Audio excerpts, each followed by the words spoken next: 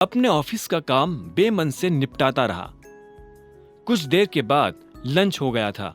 अभिनव उठा और सीधे कैंटीन की तरफ बढ़ने लगा। वहां अभिनव के अलावा और भी बहुत सारे लोग लंच करने के लिए आए थे। जैसे ही वहां बैठे लोगों की नजर अभिनव पर पड़ी तो उनके हाथ का निवाला हाथ में ही रह गया।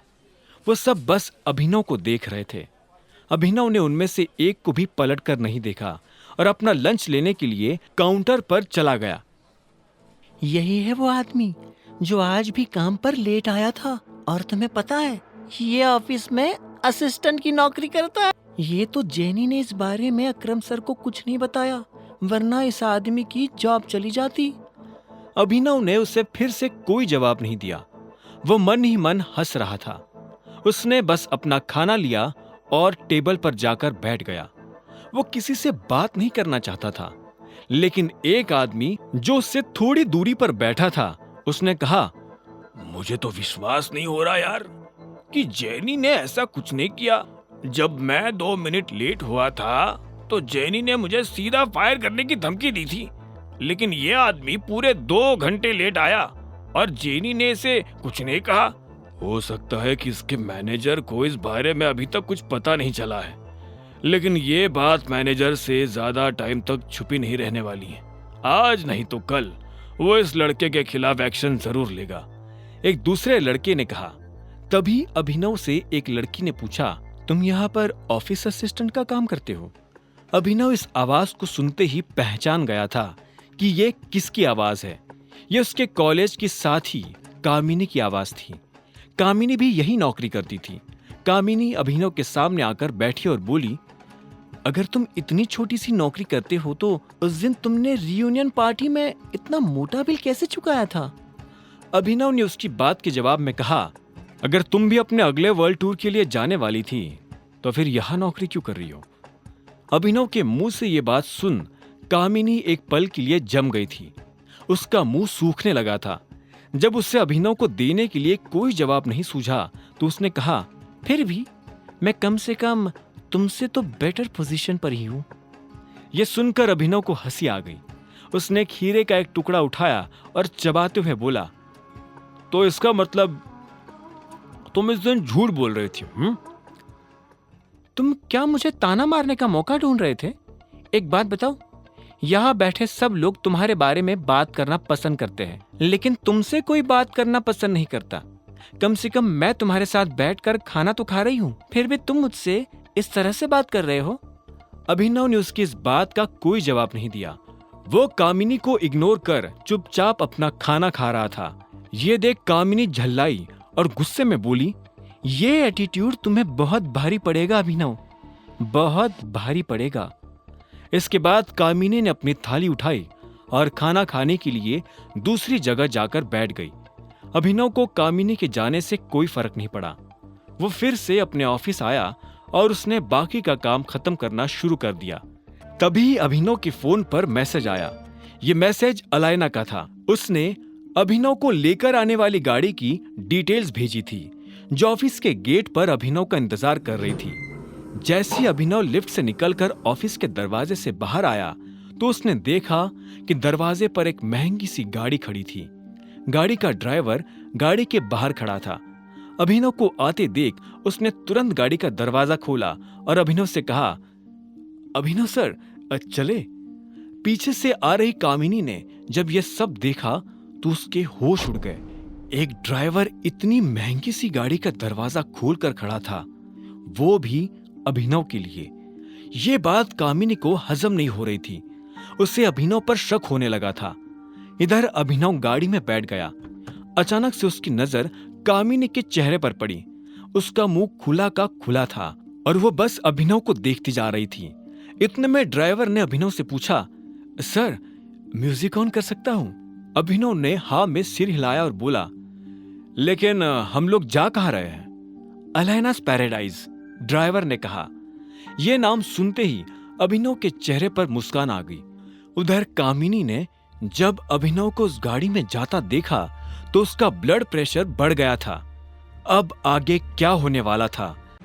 ड्राइवर के मुंह से अलायना के घर का नाम सुनकर अभिनव हैरान हो गया था।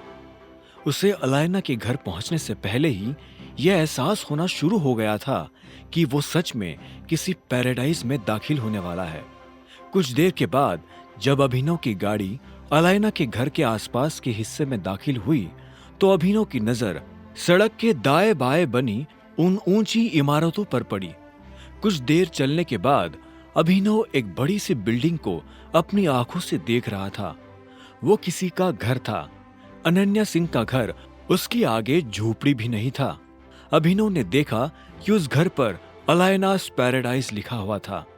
अभिनव समझ गया था कि अलायना कितनी अमीर थी। साथ ही उसके मन में रह रहकर यह भी ख्याल आ रहा था कि अगर अलायना इतनी अमीर है तो वो खुद कितना अमीर होगा। अभिनव से अब रहा नहीं जा रहा था और वो बेसब्री से इस सवाल का जवाब जान लेना चाहता था। क्या हम अंदर चल सकते हैं मिस्टर गेडवाल? तभी ड्राइवर ने अभिनव से बहुत प्यार से पूछा। अभिनव ने जितना सोचा नहीं था, ड्राइवर उसे उससे ज्यादा इज्जत दे रहा था। अभिनव ने हाँ में सिर हिलाया और ड्राइवर उसे अपने साथ अंदर की तरफ ले जाने लगा। जैसे ही वो अंदर आया तो उसकी नजर अलायना से मिली। अलायना सोफा पर बैठी हुई थी और उसके हाथ में वाइन का ग्लास था। अलायना के चेहरे पर चमकदार मुस्कान थी और जैसे ही उसकी नजर अभिनव से मिली तो उसकी मुस्कान में और ज्यादा चमक आ गई थी। उसने अभिनव से पूछा, अभिनव, तुम मेरे साथ मजाक तो नहीं कर रहे? अलायना की आवाज में तंज छुपा हुआ था। इससे पहले कि अभिनव उसकी बात का कोई जवाब देता, अलायना अपनी जगह से उठी और उसने टेबल पर रखा दूसरा वाइन का ग्लास उठा लिया। वो धीरे धीरे अभिनव की तरफ बढ़ती जा रही थी। उसने अभिनव की तरफ दूसरा ग्लास बढ़ाते हुए पूछा, सारी दुनिया में तुम्हें शादी करने के लिए अनन्या सिंह ही मिली थी? ये सवाल सुनकर अभिनव हैरान हो गया। उसने एक पल के लिए अलायना की आंखों में देखा और बोला, तुम्हें ऐसा क्यों लगता है? तुम टाइगर हो और अनन्या सिंह का स्टेटस तुम्हारे स्टेटस से दूर दूर तक मैच नहीं करता है। कोई टाइगर किसी बकरी से शादी कैसे कर सकता है? मुझे नहीं लगता कि तुम्हें इस बात से कोई फर्क पड़ना चाहिए नंदिता कि मैंने किससे शादी की है। तुम इस मामले में अपनी राय मुझे ना दो तो ही अच्छा है। इतना कहते ही अभिनव ने अलायना की आंखों में देखा और वाइन का ग्लास अपने होठों से लगा लिया। अलायना तब तक अपनी जगह पर बैठ चुकी थी। उसने भी अभिनव की आंखों में देखा और बोली, सच में तुम मुझसे यह सब छुपाने की कोशिश कर रहे हो? तुम्हें क्या लगता है कि मुझे पता नहीं चलेगा? क्या यही कि तुम दुनिया के सामने सिंह परिवार का नाकारा दामाद बनकर घूमना चाहते हो? अब अगर टाइगर किसी कछुए की खाल में दिखेगा तो जंगल में कौन उस पर शक करेगा? अभिनव भी उसे देख मुस्कुराया और बोला, इंप्रेसिव। इसके बाद वो खुद अलायना की तरफ बढ़ने लगा। वो अलायना के पास जाकर बैठा और उसकी आंखों में देखते हुए बोला, मैंने सोचा नहीं था कि तुम इस वाइन से भी ज्यादा स्ट्रांग होगी। अलायना ने मुस्कुराते हुए हाँ में सिर हिलाया और बोली, जब मैं छोटी थी तब मेरी माँ ने मुझे इस माफिया ग्रुप के बारे में बताया था। उन्होंने मुझे बताया था कि तुम्हारे पिता को किसी ने मार दिया है और तुम भी गायब हो गए हो। उन्हें मेरे लिए काफी डर लग रहा था। उन्हें लग रहा था कि कहीं कोई मेरे साथ भी ऐसा कुछ। अलायना इससे आगे कुछ कह नहीं पाई।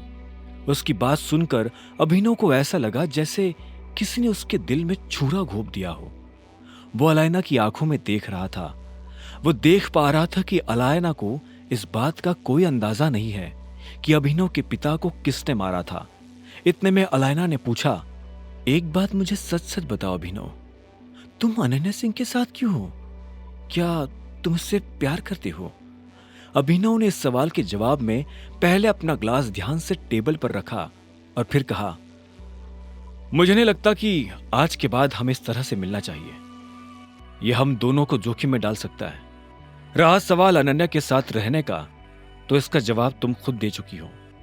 मुझे अनन्या से प्यार है या नहीं, इस बात का मैं यही जवाब देना चाहूंगा कि मेरी जिंदगी से प्यार शब्द कब का गायब हो चुका है। अब मेरा ध्यान सिर्फ अपने मकसद पर है। मेरे पिता को जिसने मारा है, मैं उससे बदला लेना चाहता हूं। अपने पिता के खड़े किए इस एम्पायर को मैं और बड़ा और मजबूत बनाना चाहता हूं।